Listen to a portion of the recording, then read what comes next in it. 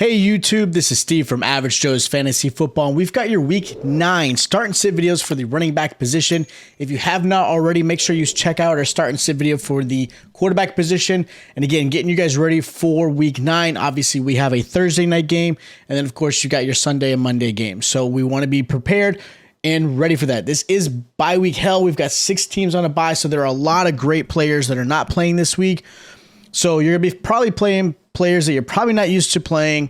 Maybe they better flex, or you're just kind of scratching and getting some waiver wire players out there to kind of fill in. So we're here to help guide you, get you in hopefully the best possible position to get the right player in the right spot to get you a nice little W this week.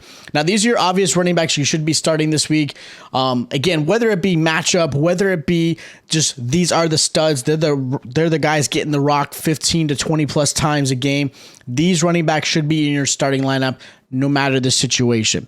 Now, the first running back I have as a good start this week is going to be Miles Sanders going against the Houston Texans for Thursday night.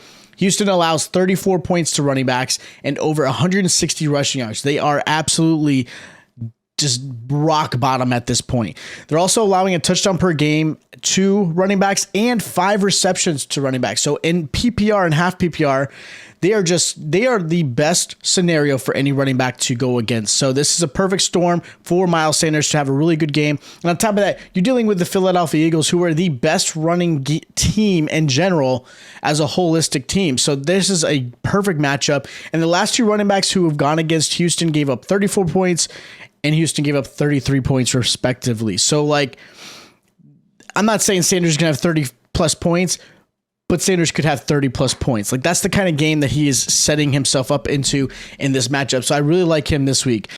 Another running back I like this week is going to be Cordero Patterson. Patterson is supposed to be coming back from IR. There's a good chance he plays this week, and if he does, this is a good matchup for him going against the Los Angeles Chargers. Now, Chargers allow the second most points with 29.2 points and over 125 rushing yards as well. They're also allowing a touchdown per game to the running back, just like Houston is. Patterson should be back from this injury. And again, this is a matchup that is perfect for him to return to. If not, this actually is a sneaky play for Tyler Algier if Patterson obviously does not play this week. So again, just make sure you're paying attention. If Patterson does not play, Algier is somebody who I like as a sneaky play who actually could get a pretty good performance out of this week for him before Patterson really fully takes over. But I don't think Algier is going away completely. I think they like him. That's why they drafted him. I think he's just eventually going to get some snaps and shares going away from Patterson, but I like Patterson a lot. And the last running back I like is going to be Ramondre Stevenson versus the Colts. Honestly, since he's really kind of become the RB1, he is now at this point from that standpoint is RB3 in those few games. He is phenomenal this week going against the Colts. And again, becoming the RB1, Damian Harris, I would say it's non-existent at this point. He's got to prove a little bit more. He did have some more snaps and shares last week. But again, even healthy, Stevenson is getting the majority of the snaps. Colts allow 24.1 points and 6 receptions per game to running backs, which is a perfect matchup for Stevenson, who is a phenomenal pass-catching back. And again, he is getting a lot of the first and second down, where in the past he was really the third down back. So I like him a lot this week. Now, the first running back I'm putting as a sit this week is going to be from that Colts game, Jonathan Taylor. At this point, I understand why you're not going to sit him. I understand that you're hoping he turns it around, but we're now into week 9. And Jonathan Taylor is averaging, I think, about 11 points in fantasy. He had the first really big game at the beginning of the season where he played as if nothing had changed from last year.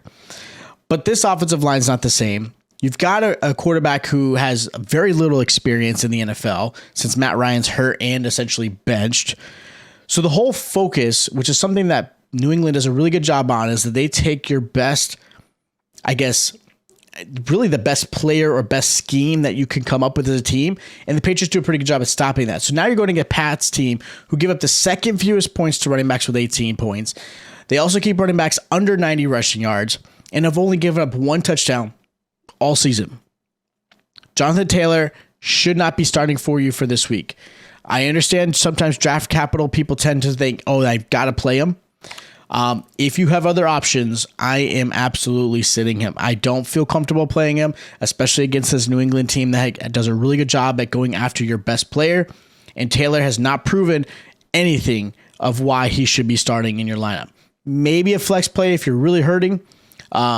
But please try to get some other options out there. Another running back I don't feel comfortable starting this week is going to be Michael Carter for the Jets. He's going against the Buffalo Bills, who, besides the last game where they allowed the Packers 200 rushing yards, the Bills do a really good job against running backs.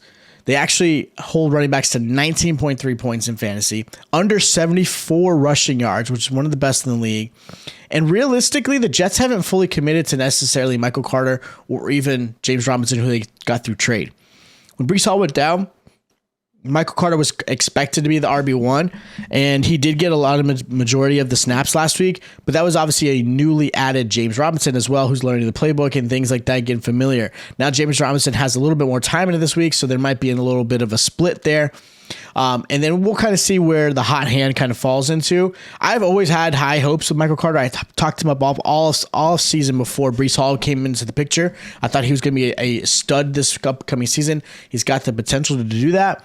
I just don't feel comfortable with this week against the Bills. And on top of that, we're not really sure what's going to happen with James Robinson. So I'm kind of holding off. Now, the last running back I have as a good sit this week is going to be Leonard Fournette versus the Rams. Running game is the last thing on Byron Leftwich's mind. The offensive coordinator for the Bucs has just not focused at any point putting Fournette in a position to run the ball or even running the ball in general. They're putting about 40 to 50 passes on top of Tom Brady's shoulder and expecting to win. And unfortunately, this is not how the Bucs are winning. That's just not. They're not mixing it up. Rams do a good job at stopping the run, holding running backs to 20.7 points and under 94 rushing yards. Now, Leonard Fournette has done a pretty good job as far as the fantasy aspect goes. He's obviously getting receptions. He's getting some runs. Occasionally gets the red zone activity and gets a touchdown.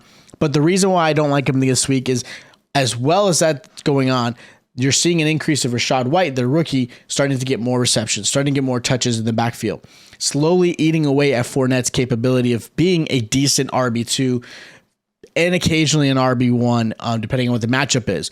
So this week I'm not starting him because the matchup is tough, especially if Aaron Donald can hold his own like he always can.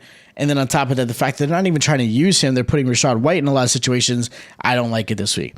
Now, as far as sleepers, I don't really put a whole lot of emphasis on sleepers this week. There's not a lot of crazy games that I'm like, oh, I feel this guy might be a sneaky one. I did think about Deonta Foreman, who has done a really good job filling in ever since McCaffrey's been traded. I'm not crazy about his matchup, but if you are looking to fill somebody in, he's definitely somebody you may want to consider. Where normally I would put like obviously DeAndre Swift, but Swift is dealing injuries. He's just so inconsistent right now at this point, who I thought was going to be a top 5 back. But I like Deonta Foreman as maybe a possibly sleeper. Again, his matchup's not the greatest thing. The other one I thought about was maybe James Conner. If he does come back healthy this week, he's got a great matchup against Seattle, who gives up a lot of rushing yards and points to running backs. So James Conner might be a little sneaky sleeper, but again, his injury is going to be a big play. Otherwise, obviously, Benjamin becomes the guy again since they put Darrell Williams on IR. But again, I'm not super crazy about those sleepers. I just kind of wanted to mention those guys as maybe some possibilities. So those are my start sits for your running back week 9. Again, if you guys have questions, hit us up in the comments down below. Or if you guys did enjoy the content and you are new, make sure you hit the subscribe button and the notification bell is on. That way you guys are notified every time we drop a video just like this. And of course, hit the like button is greatly appreciated. We are absolutely growing and growing fast in this channel. So this is just super excited. So thank you guys so much for showing the love, spreading the love. And of course, we're here to hopefully help get you guys those wins in fantasy. Again, make sure the subscribe button is on, notification is on, and that way you guys are paying attention. We'll be dropping those start sits for the wide receiver and, of course, the tight end position as well. All right, and I'll check you guys out next time.